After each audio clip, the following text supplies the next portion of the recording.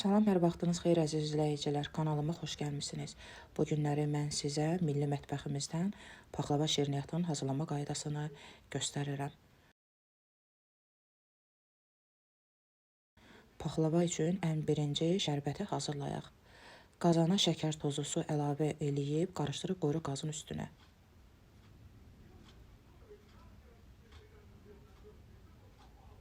Videonu yaxınlaşdırıram. Artıq şərbətimiz qaynayır. Saata baxırıq 2-3 dəqiqə bu cür qaynadıb, üzərinə çay qaşığının ucunda limon duzu əlavə eləyirik. Limon duzu ona görə istifadə eləyirik ki, xarlamağın qarşısını alır. Qazı söndürürük. Mütləqdir ki, şərbətimiz soyuq olsun. Paxlavanın üzəri üçün ləpə olaraq badamdan istifadə elədim. Üzərinə qaynar su töküb ağzını bağlayırıq.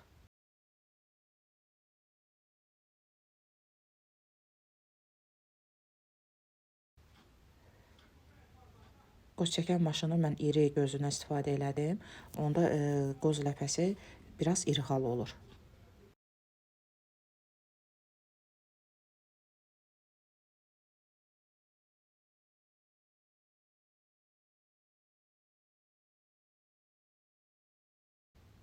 Budur, artıq hazırdır ləpə.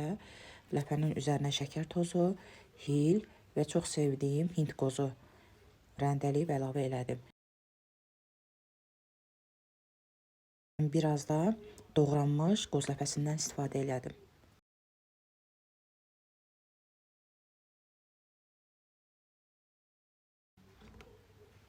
İndi xəmiri üçün un, duz, vanil, quru ərzaqları qarışdırıb bir ayrı qabda ilıq su, maya, şəkər tozunu əlavə edirik, 1-2 dəqiqə saxlayırıq. Sonra yağ, xama, yumurta sarısını əlavə edirik. Nəzərə çatdırım ki, bütün ərzaqlar hamısı otaq temperaturunda olmalıdır.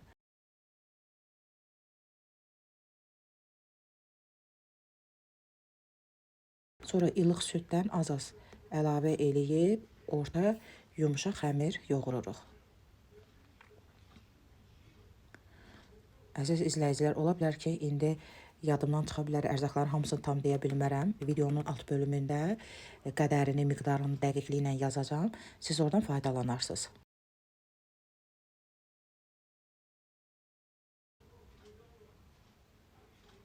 Artıq xəmirim hazırdır. Görürsünüz necə qəşəng alınıb. Üstünü örtürük salafan klokla. 30 dəqiqə mayalandırırıq.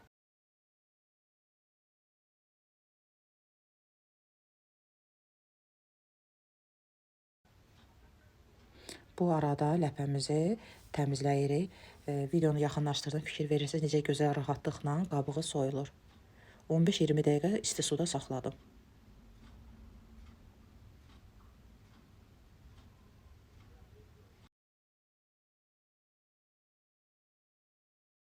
Artıq şərbətimiz də soyuyub. Mən soyuducuda saxladım. Baxın necə gözəl alınıb. İndi şərbətimizi süzürük.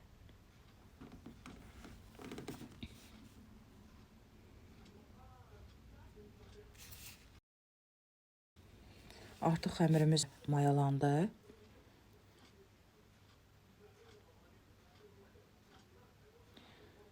Tərəzi götürürük.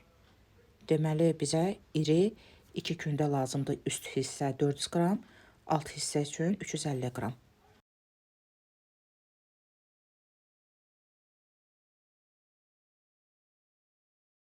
Balaca kündələr üçün də yerdə qalan xəmiri tərəzidə çəkirəm, sonra onu 10 hissəyə böldüm. Deməli, məndə bir kündə 85 qramdan oldu.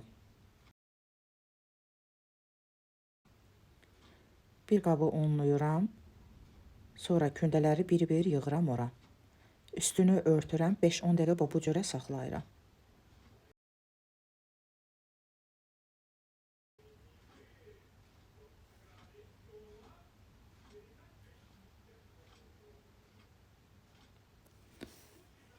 İndi də paxlavanın üzü üçün yumurta sarısı və bir yumurta bütöv, duru yağ əlavə eləyirik, süzgəcə əlavə eləyirik. çırpıcıyla orada çalırıq. Belə etməkdə məqsədimiz odur ki, yumurtanın içində olan ağ mayalar süzgəcdə qalsın. Kündələrimiz mayalanıb, bir-bir götürürük, xırda yuxalar eləyirik. Videoda görürsünüz. Belə eləyəndə o qədər gözəl yayılır. 5 dəqiqə bu cürə saxlayacağıq.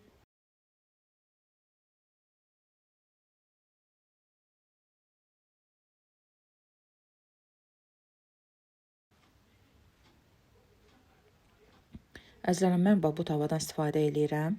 Deməli, tavanın diametri 36 sm-dir. Yumşaq yağdan istifadə edirik, bol-bol çəkirik. Hər ehtimala qarşı, yəni işimizi sığortalamaq üçün bol yağdan istifadə elədim. Üzərinə də un səpirəm hər tərəfli.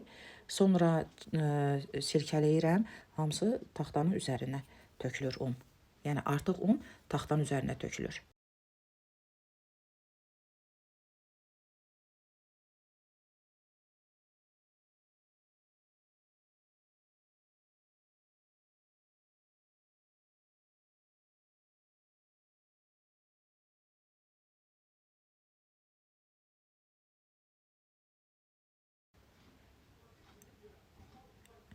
Yuxamızı yaydıq.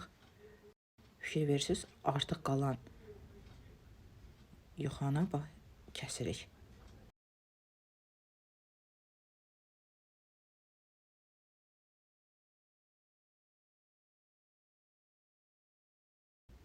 Bax bu cürə. Sonra həmin gün yaydığımız yuxanın üzərinə çox yüngül içilikdən səpirik. Keçirik ikinci yuxamıza.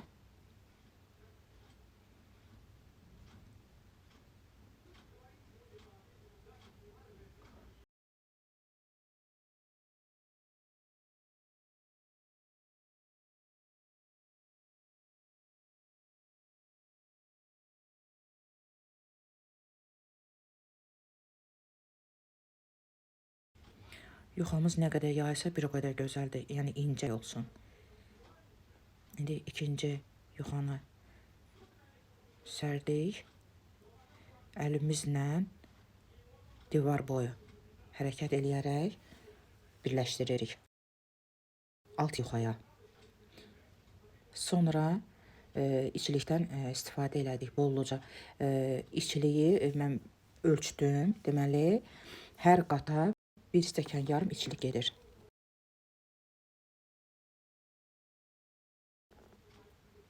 Əzizlərim, video çox uzun olduğuna görə mən bütün hamısını göstərəcəm. Sadəcə olaraq sürətləndirmişəm. Deməli, 10 xırda kündə, 2 iri kündədir. Yəni, əsas odur ki, gedişatı sizə göstərirəm mərhələ-mərhələ. Baxın, yenə yuxa yayıldı, üzərinə malakeşdir, mətbəx ütüsü də deyilir. Kim necə istəsə o cürdə adlandıra bilər. Onunla üstündən basa-basa eləyirik ki, qatlar həm hamar olur, səliqəli olur.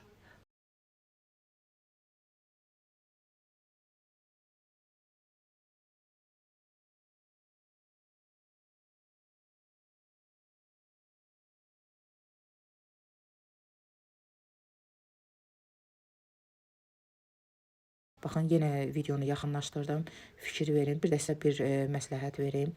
Ən gözəl bıçaqdan istifadə etməkdəndirsə, ən yaxşı pizza kəsən alətdir. Çox gözəl, səliqəli. Baxın, həm də rahatdır. Bax, artıq hissələrini kəsib götürürük. İçiliyi əlavə edib yayırıq hər tərəfinə.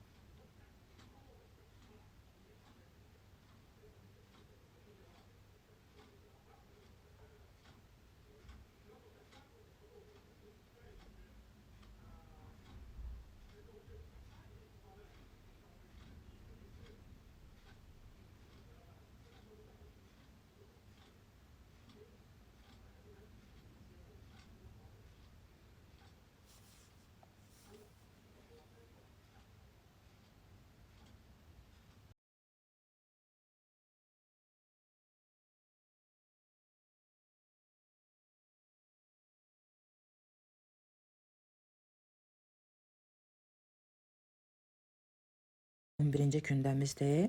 Yəni balaca kündələrdən axırıncısıdır. Yəni bax, fikir verin. Malakeşlə üstündən basa-basa eləyirik. Sonra çəngəllə hər tərəfini deşirik. Bunu etməkdə məqsədimiz, yəni paxlava hamar olsun. Sonra üzərinə fikir verin, 5-6 damla duru yağ əlavə eləyirik. Hər tərəfinə yayırıq. Ən axırıncı 12-ci gündəmizdə indi bunu eləyirik. Bunu duru yağı ona görə istifadə elədik ki, alt yuxalar oynamasın. Yəni hamar olsun, səliqəli olsun. Yəni o baxımdan. Sonra artıq olan hissələrini kəsirik. Bıçaqla da kənar hissələri içəriyə doğru etdik. 3 sm xətkeşdən istifadə elədim. Biraz məni xətkeş yordu. Çox yumuşaq elastik idi. Xətkeş yəni ki oynuyordu. Əzlərim, paxlava hamımız bilirik ki, romb formasında olur.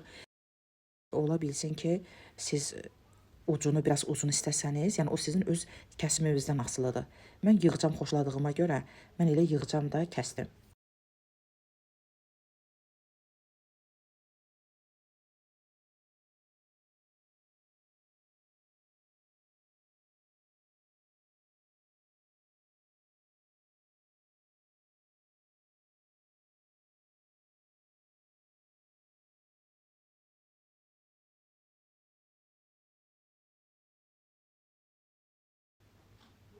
Baxın necə gözəl alınıb.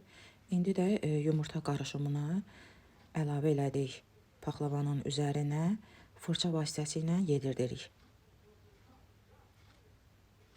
Deməli, paxlavanı öncədən isidilmiş sobada alt-üst rejimdə 150 dərəcədə pişiririk. Qoyuruq sobanın lap alt hissəsinə. Paxlavanın üstü bərkiyəndə, yəni təpitmə kimi olanda götürüb bıçağı yağa batırıb aralarına bir-bir üstdən gedirik.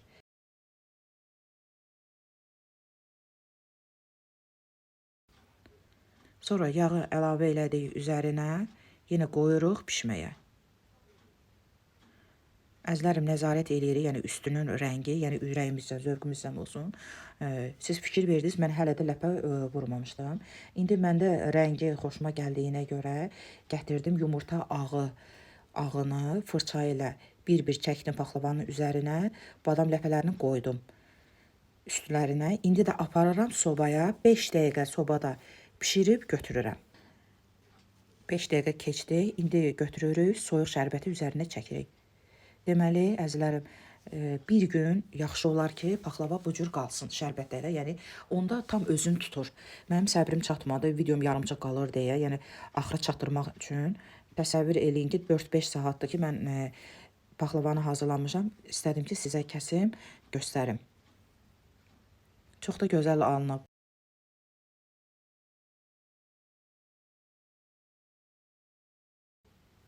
Əzlərim, göz haqqınızı halal eləyin. Video baxdıqdan sonra like etməyi, abunə olmağı, rəy yazmağı unutmayın. Allaha əmanət olun.